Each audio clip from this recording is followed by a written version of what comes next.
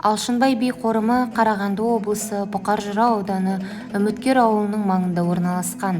Аталмыш қорықта Алшынбай би және оның әкесі Тіленші би жерленген. Алшынбай Тіленшіұлы 19 ғасырдағы қоғам қайраткері, би шешен болған. Арғы атасы Қаздауысты Қазбек би. Қазбектен Бекболат, Тіленші Алшынбай болып тарайды. Алшынбай бидің есімі алғырда Ақпалды би болыс ретінде белгілі болды.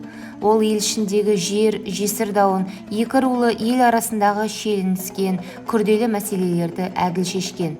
Ол 1826-46 жылдары Қарқаралы округінде Айбике Шаншар болысынан басқарған. Патша әкімшілігі оған старшина, поручик шендерін берген. Санкт-Петербургтегі патша сарайында болып, Анна лентасына тағылған алтын медальмен марапатталған. Алшынбай бидің немере қызы Ділда Абай Құнанбайұлының әйелі болған. Тағы бір немересі белгілі әнші, композитор ақын Мәди Бәпиұлы.